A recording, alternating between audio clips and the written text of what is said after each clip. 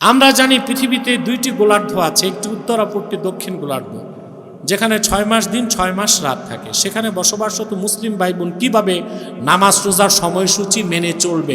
বা আটকাই না প্রশ্ন করছে। এই ব্যাপারে পবিত্র কোরআন হাদিসে বিস্তারিত বলবো। এই কথাগুলো আমরা ছাত্রদের যখন পড়াই হাদিসের দার্সে বলি, পাবলিককে বলি না। যেহেতু প্রশ্ন চলে এসছে, আমি কি উত্তরটা দিব? প্রত্যেকটা ফরজ হওয়ার জন্য সাবাব লাগে। কি লাগে? সাবাব নাই, মুসাব্বাবও। নামাজ ফরজের সবাব হচ্ছে তাকরারুল আওকাত, সময়ের পুনরাবৃত্তি। এশা পড়ছেন না? কথা বলেন। এখন ফজর পর্যন্ত আর কোনো নামাজ আছে? নাই। তাহাজ্জুদ আছে, ওটা ভিন্ন।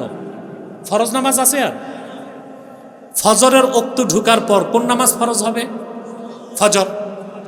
সূর্য ওঠার পর জোহর পর্যন্ত আর কোনো ফরজ নামাজ থাকবে? তো এই যে ওয়াক্ত, ইতিয়ানুল আওকাত, সময়ের আগমনের দ্বারা নামাজ ফরজ হইতে থাকে। তো উত্তর গোলার্ধে বা দক্ষিণ গোলার্ধে যেখানে 6 মাস রাত 6 মাস দিন সময়ের পুনরাবৃত্তি ঘটে না, ইবনু আবিদিন স্বামীর মতে ওই এলাকার লোকদের উপর নামাজ পড়া ফরজ না। তারা যদি ঘড়ি দেখে পড়ে সওয়াব পাবে। এটা হলো নামাজের হিসাব। এবার হলো রোজা। এবার কি? এখন কি রোজা ফরজ? ফরজ হবে কখন? রমজানের চাঁদ উঠলে। শাবান মাসের 30 তারিখ পর্যন্ত ফরজ না।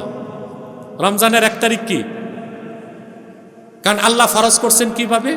ফামান শাহিদা মিনকুমুশ শাহরা ফালইয়াসুম, যে এই মাস পাবে সেজন্য অবশ্যই রোজা রাখে। তো উত্তর মেরু দক্ষিণ মেরু যেখানে রাত চলতেছে তো রাতই চলে, দিন চলতেছে তো দিনই চলে, ওখানে তো দিন রাতের পরিবর্তন নাই। আর রোজা তো হচ্ছে দিনে। আল্লাহ তো বলছেন সুম্মা আতিম্মুস সিয়ামা ইলাল লাইল, দিনে রোজা রাত পর্যন্ত। যেখানে দিনই আসে না রাত, ওখানে রোজাও নাই। কিংবা শুধু দিন রাত আসে না, তুই ইফতার করবেন কি করে? ওখানেও রোজা নাই। পাইছেন উত্তর?